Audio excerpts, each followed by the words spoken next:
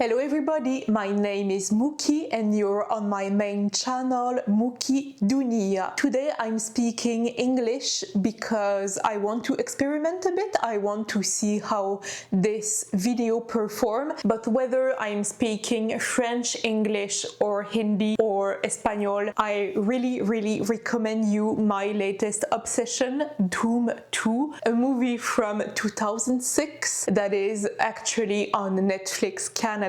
So if you didn't know, when I first got into Bollywood at the age of 16, I watched DDLG Dilwale Dulhania Le Jayenge for 2 weeks straight every day. I would come back from school, do my homework, be with my family, and then I would spend the night watching DDLG. I was obsessed with DDLG and it even inspired me to write my second completed story, even though it was trash. I believe it was a foreshadowing of the stories I would tell. All of this to say that I watched the whole Dhoom franchise because of that video from that girl Tass who talks about the fashion in Dhoom 2. And no, I'm not really interested in the reboot, and I do believe that even though I prefer Dhoom 2, I believe that Dhoom 3 had a stronger plot, a stronger intensity, a stronger story all over, but Dhoom 2 is my favorite because it tells a story that I'm more connected with. It's more romantic, so I like it better. And to be honest, you don't need to watch the whole franchise to understand what happens in Dhoom 2. So I did watch Dhoom 2 and then I watched it again in the span of a week, and then I did watch it with my friend, and I still have things to say about that movie. So I'm obsessed with Dhoom 2 and now it's your problem. I don't know why I'm so obsessed with the movie, because it's not a very clever movie, it's really nonsense, but I love the fashion, I love the casting, I love the music. Actually, the orange dress that Bipasha Basu is wearing in the song Touch Me, I'm sewing it right now for my birthday, but it's going to be blue with orange accents. So if you want to follow that whole adventure, that whole project, you can follow me on Ko-fi. You can also leave a tip if you want to and have access to exclusive content on my Ko-fi page. All the links are in the description. And while you're at it, you can subscribe, like the video, comment it, share it, etc. with your other Dhoom 2 obsessed friends. This video might be long, so please grab a snack, do your laundry, bake some cookies, and be cozy while I talk to you about my latest obsession. If you clicked on this video, I'm gonna assume that you already know the plot of the movie, or you've already watched it, or you just don't care about spoilers like me. I really don't care about spoilers most of the time. But if you need a quick refresher, here's the story in a nutshell. So you have Jay Dixit, who is played by Abhishek Bachchan, who's an inspector. Then you have Ali, who's played by Uday Chopra, who's a former bike thief, a former criminal, and now is a sub-inspector. They are trying to catch an international art thief by the name of A, that is played by Hrithik Roshan, and they are also trying to catch his shadow, Suneri, who is played by Aishwarya Rai, who was not Bachchan at the time, but they got married, Abhishek and Aishwarya, after that movie. Bipasha Basu is also in that movie. She plays an inspector that is the colleague of Jay Dixit, and she also plays a double role, so the sister of that role. She plays a surfer artist in Rio de Janeiro. In this video, I'm going to tell you about what I liked and disliked in this movie, but I'm also going to highlight my analysis because I love to analyze a movie from a storyteller perspective, and Dhoom 2 gave me plenty to talk about. That's partly why I'm really obsessed with this movie, because I want to create a very similar story in a kind of us against the world, a very romantic and dramatic story. So let's start with the first category, the things I disliked. And I have a list. In general, I don't like action movies. I find them quite boring. I'm not a Marvel fan. I'm not a Fast and Furious fan. I don't care about car chases. So the chases with bikes were not as interesting to me as the romance aspect and the story as a whole. Of course, I have a huge respect for choreographies, for stunt doubles, etc. I have a huge respect for the craft, but visually I'm not interested in those kinds of movies. Also, I get way too fixated on some details, like at the beginning of the movie, in the scene in the desert, what happens to the guards that fall off the train? Are they ever rescued? Fuck them, I guess. I don't like Uday Chopra as an actor. I'm very sorry about that. I saw him in Mohabbaten. I saw him in this movie, this franchise, and Mujhse Dosti Karoge, and I believe he always plays the same character, but if it's any consolation, my friend found him hot, so there you go, there's something for everybody. I don't know what is up with this decade of Bollywood, but everybody was obsessed with English lyrics. It works for some of the songs, like Dhoom Chale is a very good song, but it doesn't hit as hard in English. I don't know if you know what I mean. It may be because I don't speak Hindi as well as I speak English, so I get fixated on the lyric, meaning of the lyrics. So Dhoom Chale and Touch Me are very great songs, but there were some lyrics that I found very weird, like excuse me to please. I know it's kind of a running gag with the character of Ali because he speaks very broken English, but I didn't find it clever in a song format. Speaking of song, in Dil Lagana, the vocals for Abhishek J. Dixit are grating.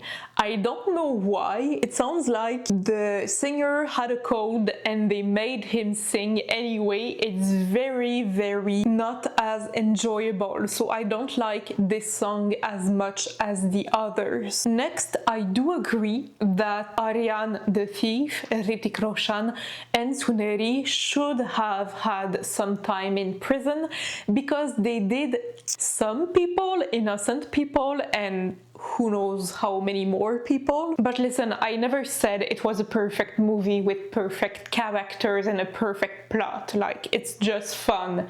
It's just funny nonsense. May I remind you that the story happens in Mumbai and in Rio de Janeiro, which is in Brazil. And in Brazil, they speak Brazilian Portuguese. So why? Oh, why is most of the foreign languages, aside from Hindi and English, are in Espanol and not in Portuguese? Like the beautiful leitmotif of Aryan and Suneri that represents their love story. Mi amor ay mi corazón. It's Spanish, right? Why is it not in Portuguese?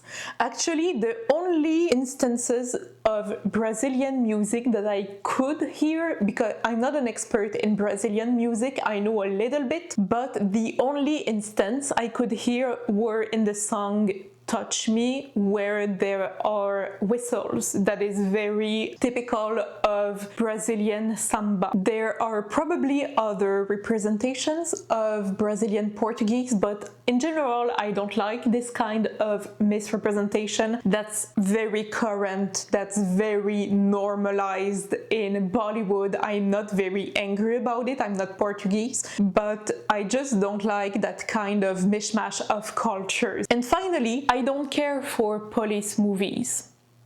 The only cops I care about are from B99. And I don't think the movie was trying to sway us one way or another. It was pretty clear that the public had to root for the love story, for the thief love story. But it annoys me that Jay Dixit would tell his colleague who is Bipasha Pazu, it annoys me that he says, I don't want to kill anybody, and then he tells Aryan, I don't want to have to kill you. You don't have to kill anybody. That's not your job. And also stop shooting from an helicopter in Mumbai traffic. You're gonna hit somebody, you dumbass. Now let's talk about the things I enjoyed, the story and the relationships. Jay, Ali and their love interests. So Jay Dixit is an inspector and Ali is a sub-inspector in this movie. In the first he was a thief, now he's a sub-inspector. I really like that they have a kind of black cat, golden retriever, grumpy versus sunshine type of relationship. I'm pretty sure it's safe to imply that Jay is the brain, he's the cerebral one, he's the facts over emotions kind of guy, whereas Ali is the heart of the relationship. He's the romantic one, he's the lover boy. They both encompass a lot of the tropes from Opposites Attract, and that's best exemplified in the way they dress up. In that girl Tass's video that I really recommend you watching after this one, she explains that there's a kind of symbolism in the costumes representing fire and ice. For example, in the song Touch Me, Bipasha Bazu's character Shonali, who is Jay Dixit's colleague, wears the beautiful orange and yellow dress that represents the fire, the temptation, the passion of the girl who's still hung up on her college crush. We're gonna get back to that. And Jay Dixit is wearing white and blue, a white button-down shirt with blue flowers, light blue and dark blue, which represents his icy persona. He's trying to resist the temptation. But throughout this video, throughout this song that is arguably a love song, we can see that Shonali and Jay are from the same world. They are both inspectors, so they wear about the same clothes in their everyday life, but on the dance floor in the song Touch Me, they are complementing each other. The one example I could see was the gem on Shonali's dress. It's blue and white, the same color scheme as Jay's shirt. One example of how they opposite each other, fire and ice, orange and blue, is when they talk about Aryan, the thief, when he escapes. Shonali has the impulse to pew pew. She has the impulse to Aryan because she's like, one dead thief is one less thief. But Jay is saying that they don't have to execute the thief, which implies that he has more control, he's more ice, which is ironic.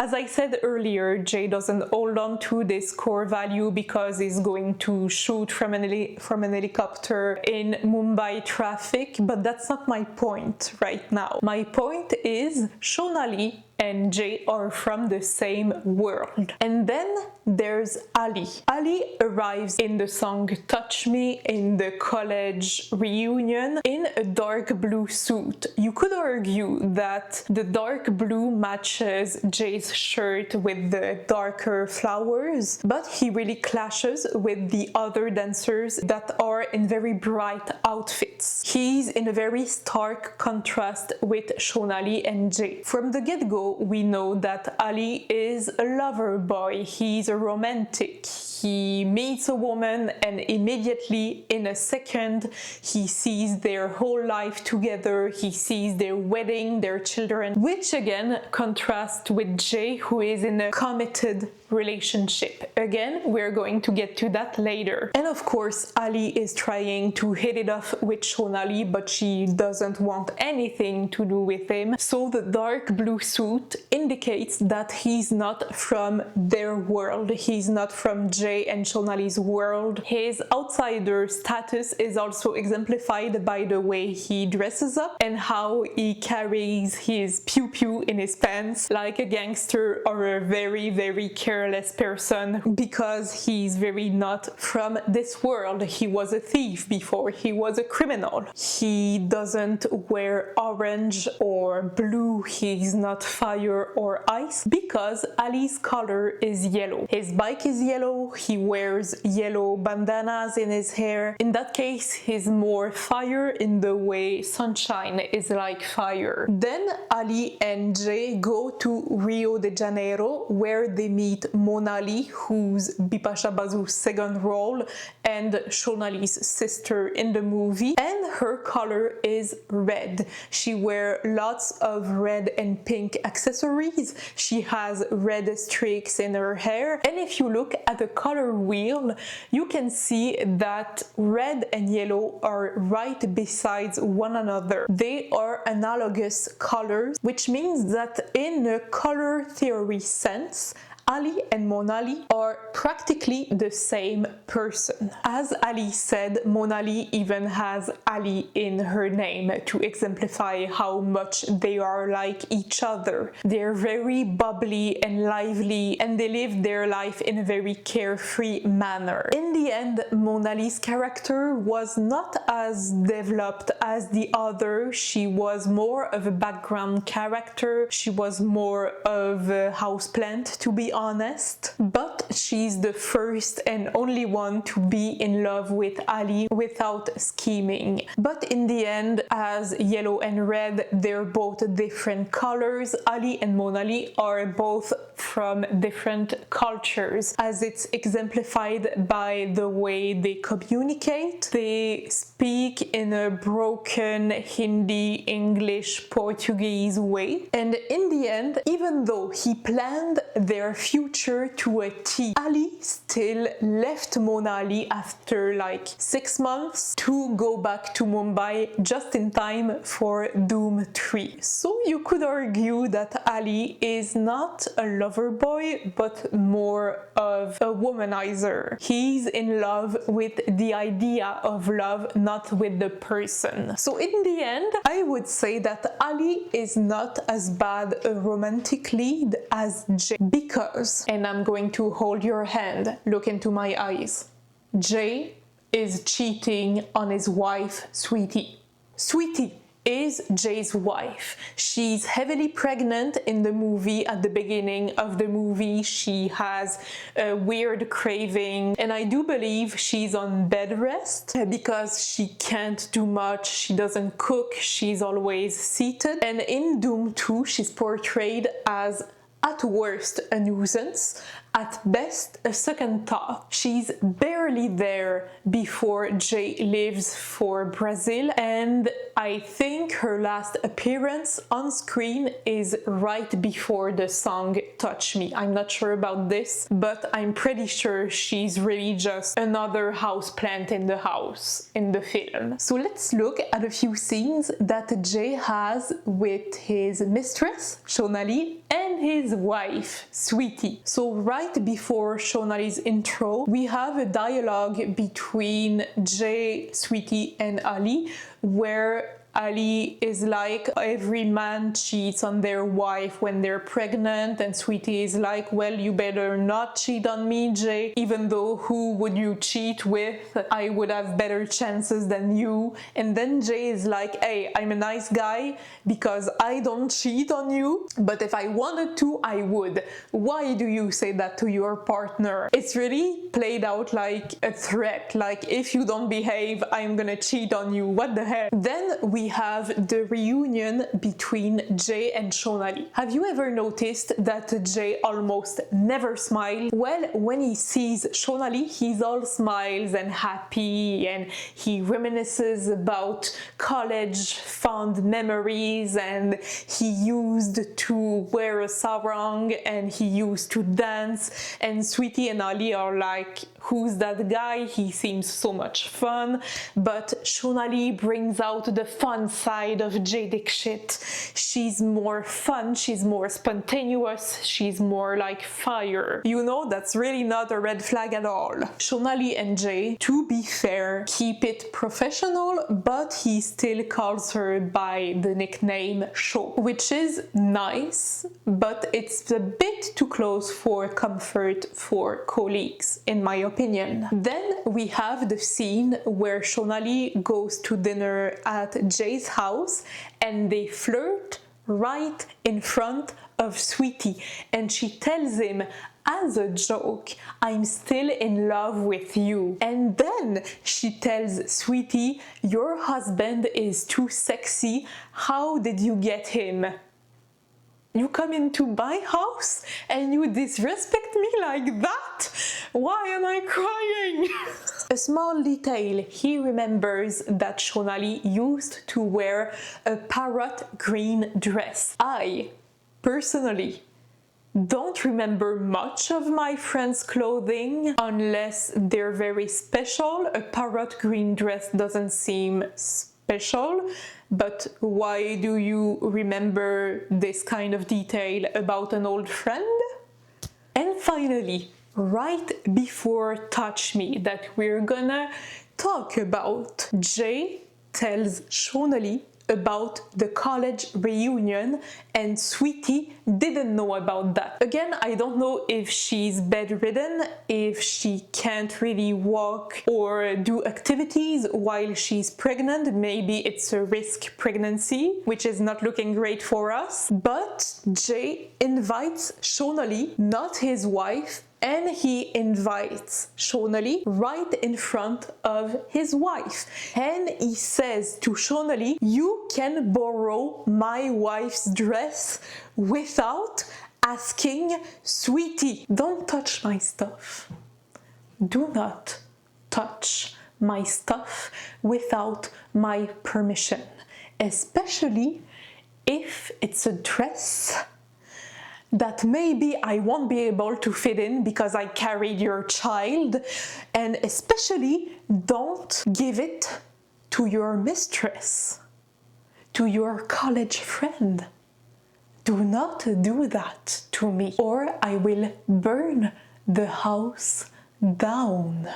It's a very big red flag, Jay. And finally, of course, we have the song Touch Me. You could argue that it's the first item number before Crazy Chiare, which is the real item number. If you don't know what an item number is, it's Chikni Chamelli, it's Fevicol Se, it's Ram Chahe Lila, it's Are Pritam Pyari. Traditionally, an item number is done by a guest. She's not part of the casting and she's going to be dressed really sexy. Usually her song is very catchy and dynamic, and usually what she represents is temptation. She's the representation of what the hero should want, and he should not be tempted by her. He's going to be more virtuous. He's not going to be an animal like the male audience would be.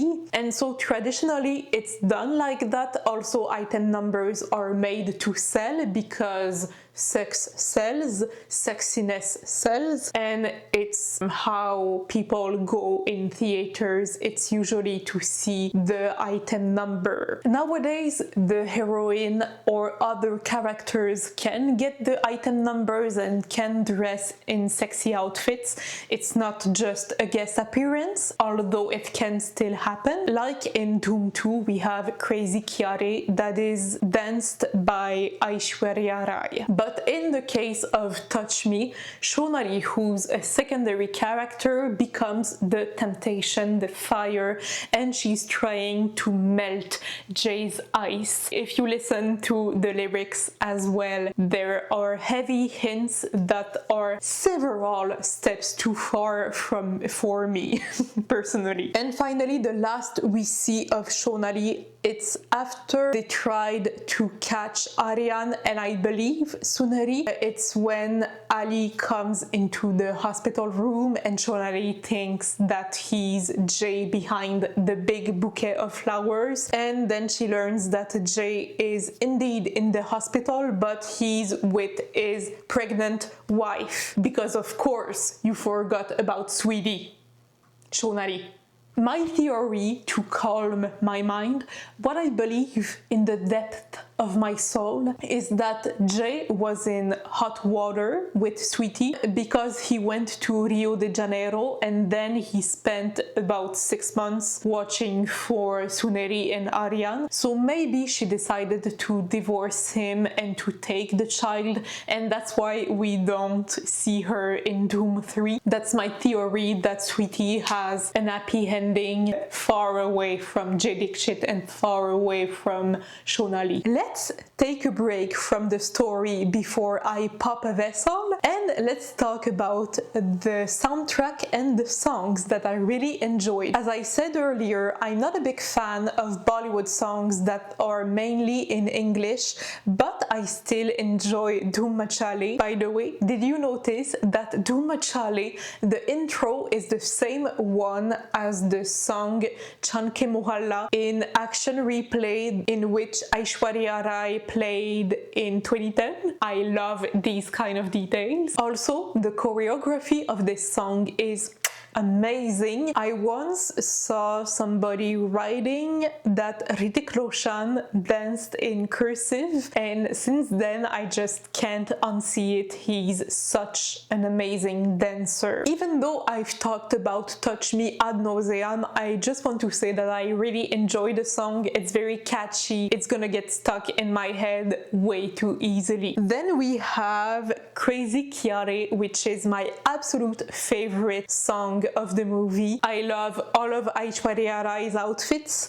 I love the settings. I love the choreography. I really enjoy that there's like a big bike at the beginning of the video clip, and that the hook step for Crazy Chiare reminds a bit of like driving a car, because at the beginning of production there wasn't supposed to be much bike chases, car chases in Dhoom 2, but the plan changed, so I feel like the giant motorbike on which Aishwarya Rai is sitting at the beginning of Crazy Chiare and the hook steps were reference to how Dhoom 2 is first and foremost a racing movie, bike movie franchise. Also, I want all of the clothes that Suneri is wearing in that movie, just a side note like that. I really want a bodysuit now because I find it so flattering and cute. I will get back to it later, but I really enjoy it. The only thing that bothers me about this song is the English lyrics at the beginning of the song, where a voice says, I quote, "She's a sexy little girl. Stop that. Do not do that." I know Netflix is lying to you with the subtitles. I have ears. I can speak English. I can understand. Do not do that. I have mixed feelings about the fake imitation Jamaican accent done by the male voices in the song. I don't think it's tasteful, but the movie is really a product of its time in that way. All in all, I love Crazy Chiare and I wish I could choreograph it, cover it, so if this video gets 10 likes, I will do it. Dilla Gana, in my opinion, it's one of the weakest songs because I've already talked about Abhishek Bachchan's voice that is very grating and not up to par compared to the other voices. I also don't enjoy the interventions of Ali and Monali in this song. I understand that it's the A plot and the B plot that come together, the heist versus the romance that are in the same scene, but also I feel like if we removed Ali and Monali from the song, it wouldn't change much. But the worst one, and you all saw it coming, it's the song My Name is Ali. Same principle, I don't enjoy the broken English lyrics, I don't enjoy Uday Chopra and Monali, I don't enjoy much, but I live for the leitmotiv that's in between the choruses and the interventions of Ali and Monali, with the training montage of Aryan and Suneri, which is very like forbidden love and forbidden touches, and there's the beautiful, passionate Mi amor y mi corazón that is just... I love this leitmotif. In the song, we have a very nice parallel between, let's say, the forbidden romance, the complicated romance, and the puppy love, normal romance that we have with the secondary characters, Monali and Ali. And finally, for the soundtrack in general, I really love how each character has their own musical identity. So, for example, we have Ali. When he appears on screen, his first song in the first movie is Reference. I don't remember the song, but I know the rhythm. That's Ali's character in musical form. For Shonali, it's a kind of remix of Touch Me, and for Suneri, it's a remix of Crazy Chiare. And of course, there's the Mi amor y mi corazón that represents the love between Suneri and Aryan. Aryan and Jay have different versions of Dhoom Machale that are in different keys. Don't ask me which keys, don't ask me why or how, I'm not a music nerd. And Monali also has her little intro music that we can hear a variation of in the beginning of Dilla Gana. So everybody has their identity musically, and if you listen to any Bollywood movie or any movie in general with a good soundtrack, you can hear it all over the place. And since we're on the subject, let's talk about my heartbeat, my soul, the reason I love this movie so much. Aryan and Suneri. I love them so much, guys. I'm going to state the obvious. Aishwarya Rai and Hrithik Roshan are magnetic on screen. They're both so beautiful and they have such an amazing chemistry. It's insane. And I know they were both in very committed relationship back then, and now they're both in their separate corners of the romantic spectrum. But I imagine that in a parallel universe, in another life, if they were to have children, the world would explode. I mean, the Greek god of Bollywood and Miss World from '94. The world was not ready for this kind of perfection. Oh wait, I'm here. Jokes aside, my goal is to be as sexy, as confident, as magnetic as Suneri is. I want people to look at me and forget what they were about to say. That's why I put almost all of her clothes in my dream wardrobe on my Pinterest board so that I can sew the dress I was telling you about and the bodysuits, etc, etc. And I also want to be very clear here. Listen to me. Aishwarya Rai had to lose weight for this role, and Bipasha Basu reportedly only ate oranges for 3 days before appearing in Brazil. If I were asked to make such sacrifices, I wouldn't look at another citrus for my whole life. Even though they both look stunning, they had to make sacrifices that are not healthy on the long term. Hold my hand. You don't need to look like Suneri or Shonali to feel amazing, to feel sexy, and to wear their clothes. That's why I'm talking about their fashion sense and their confidence, but not about their weight. And I will die on that hill. If you want to know more about the toxicity of diet culture, I really recommend you the book by Dr. Christy Harrison, Anti-Diet: Reclaim Your Time, Money, Well-Being and Happiness Through Intuitive Eating. This book really helped helped me through a bad eating disorder period back in my mid-20s. And I don't want to debate in the comments. You're gonna read the book. I don't care about your fatphobic comments, okay? You can be sexy and beautiful and confident at any size, okay? Although I will draw the line at playing basketball in a miniskirt. I don't know how to do that. So what can I say about my two favorite thieves apart from their amazing chemistry? I'm going to make a lot of parallels with the first category, so please pay attention. So remember when I said that Jay and Shonali are from the same world? Well, Suneri and Aryan are also from the same world, and we can see that from their very first scene. In my opinion, it's a beautiful scene because Suneri doesn't talk, but she only expresses through her eyes, and Aryan can decipher her. He can read her thoughts, and I just find it kind of mesmerizing. They are both concealing their identities in black, dark clothes. They have masks on, so we can only see their beautiful eyes. And they have a ton of gadgets because they are on the same level professionally. Even though Suneri asks Aryan to mentor her later, we know that Aryan wouldn't have taken her on if he knew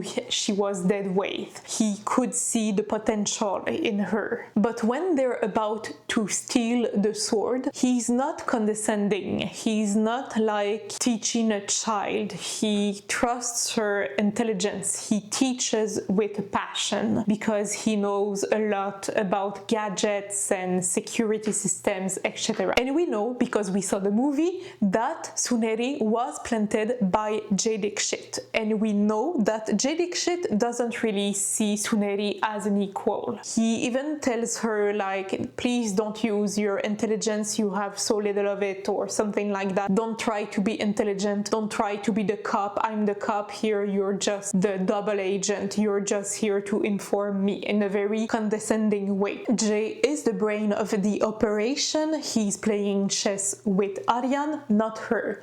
On the other hand, Aryan trusts Suneri. He treats her with respect. He cooks for her. He asks her, are you scared to be in a foreign country with a total stranger? Which is a very fair question. And he fully trusts her with his name and his face that nobody has ever seen. And I would argue personally that when they first meet, for Aryan it's attraction at first sight, but in the case of Suneri, she's on a mission. She's on a mission to become his shadow, so her attraction comes later. But I could argue that it's a meet cute, it's a love at first sight, attraction at first sight, because I don't believe in love at first sight on the spot in the first scene. And we can see also through their clothing how they're from the same world. They both wear a lot of black, they both wear a lot of camo and black combination. They wear tight clothing,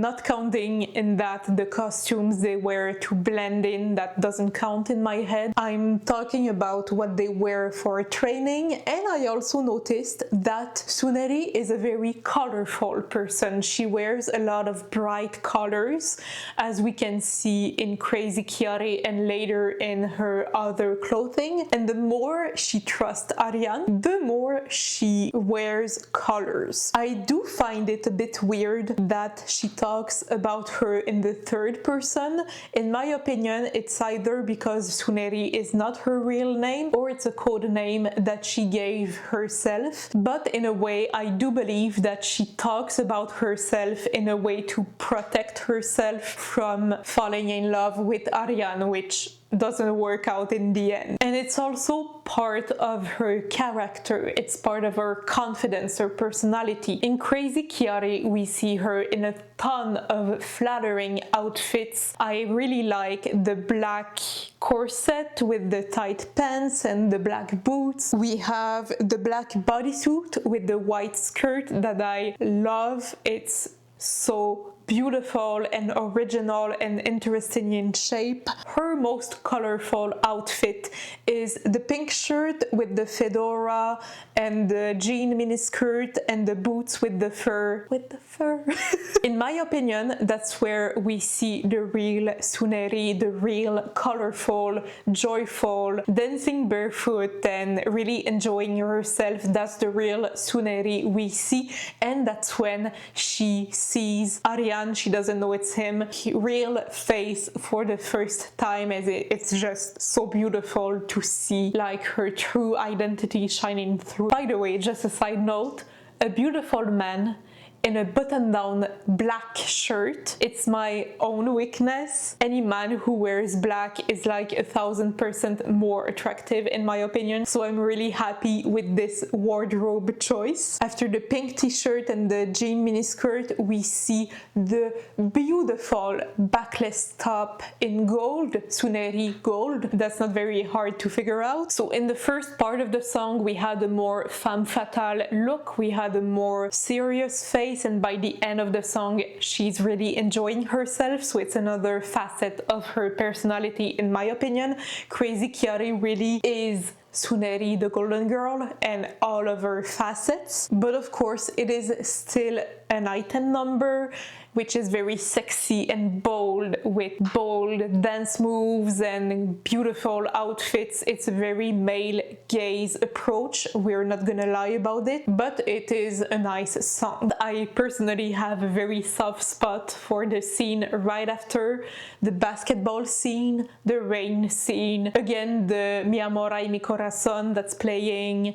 They're both soaked in the rain and they're in dark clothes, and you can see that they're flirting a bit with one another while playing basketball. It's a really nice scene. Without being vulgar, we can see the tension between them, we can see the attraction. I really like that first Suneri is watching just a guy playing basketball, and maybe she's hoping that it's the cute guy from the bar where she met Aryan, that she doesn't know it's Aryan, and then when the guy turns back she realizes that it's not him, and then he calls out to her in her first dialogue, "Are you like checking me out?" And the joy and the surprise and the excitement in her face is just priceless. And if you didn't know, the rain in Bollywood traditionally is a symbol of fertility and of intimate feelings. So if you have a waterfall, if you have a beach, if you have any kind of rain or representation of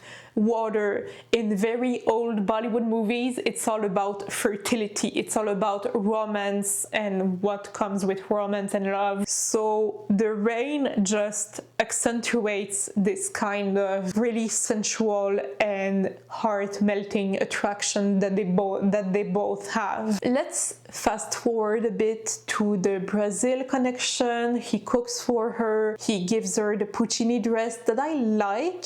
I like that they have very cold accent, like purple and blue accent, but there's still a bit of black in it to symbolize secrets and hidden identities. And we can see in the training scene that they both wear black and camo pants, but Suneri has a very nice pair of red shoes. That's a nice pop of color, and it also represents like how she trusts and becomes herself more and more the more she knows about Aryan. And by the way, if you're telling me to go to bed at 8 p.m.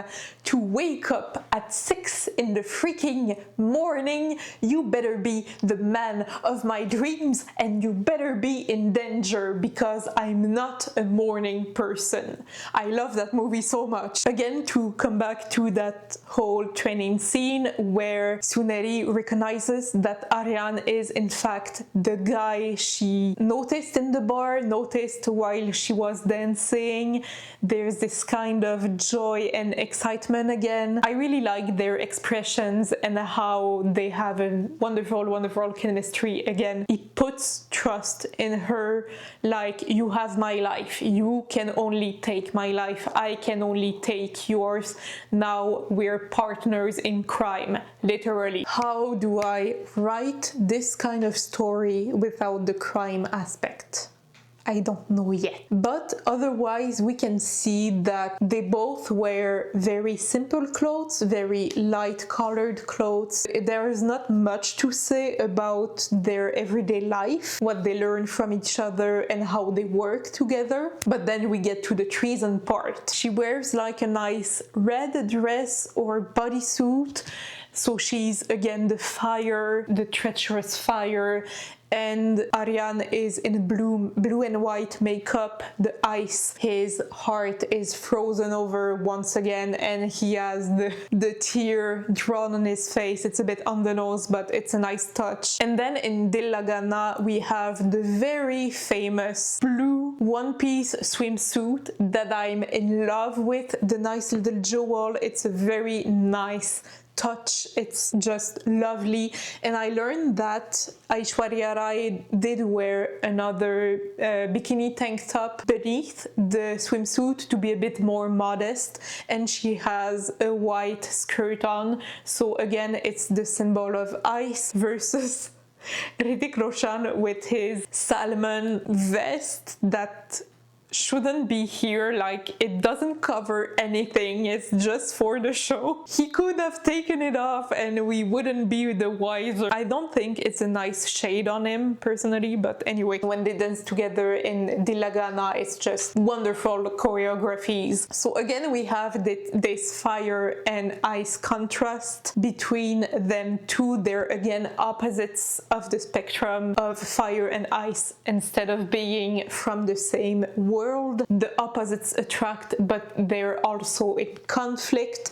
And then after Dillagana we have, I think it's one of my favorite scenes from the movie. I'm still not sure about it because I was so stressed out when they play Russian roulette. Aryan is so gung-ho on his principles that is like, you betrayed me, but I'm true to my word and you have to take my life or I will take yours.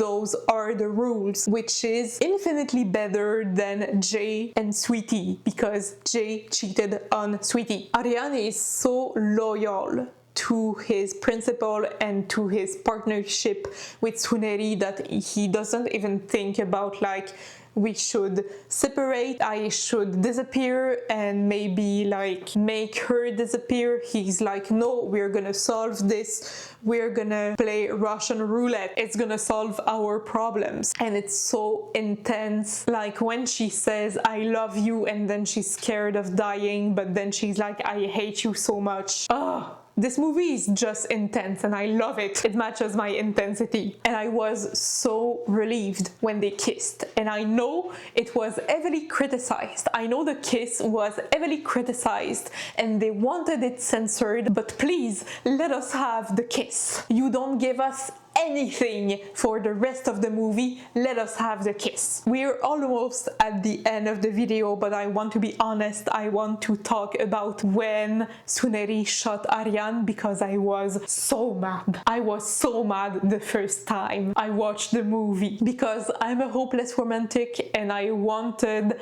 a happy ending, and I knew kind of that Suneri was going to survive, but I didn't know about Aryan. And I was so mad because the Dhoom franchise, for a weird reason, at the end of the first one and the third one, the criminals die. They take their own lives. And that was the case too for Dhoom 2, because Suneri is true to her word. Only she can take Aryan's life. In my opinion, in the first Dhoom, the death of, I think it was John Abraham character didn't make much sense to me. To be fair, I didn't pay much attention to the movie because I just wanted to get to Dhoom 2 because I thought that was a logical trilogy. It doesn't matter. And in Dhoom 3 it was very emotional and I did understand why the Amir Khan's characters needed to perish. But for Dhoom 2 I was so mad, and I was so relieved when I saw Suneri in a very tasteful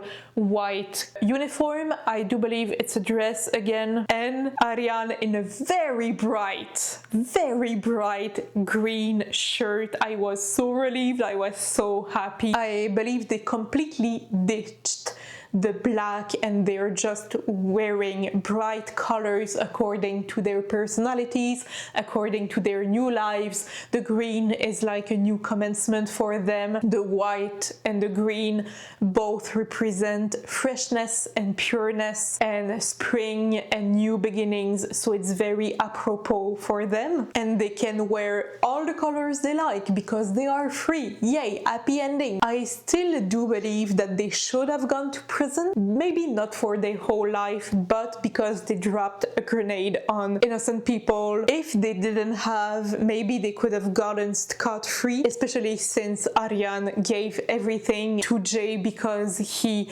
changed for Suneri, his golden girl. I do believe there was some miscarriage of justice there, but I'm still happy with Jay's decision because it's just a movie and it's not that deep and it's just a nice little romantic story, and they rocked amazing outfits. Anaita, Shraf and Ajanya, I bow to you. You are a master of your craft, you're a genius. And that's all I have to say about Dhoom 2. It's going to be a very long video to edit, but I'm so happy I could share my obsession with you. Please let me know in the comments if you enjoyed the movie, if you like the movie, if you want to watch it despite all the spoilers. I'm sorry. Please, I want to know your own theories. I want to know what your favorite scenes are. And while you're down there, please subscribe, share the video, like the video, etc. And please visit me on Ko-fi, and I'm going to see you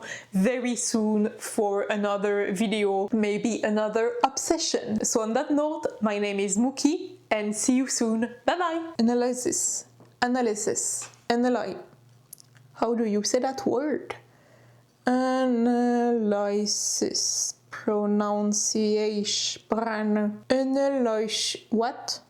Analysis. Analysis, analyse, analysis. Okay. It's the final part. Beautiful green, blue.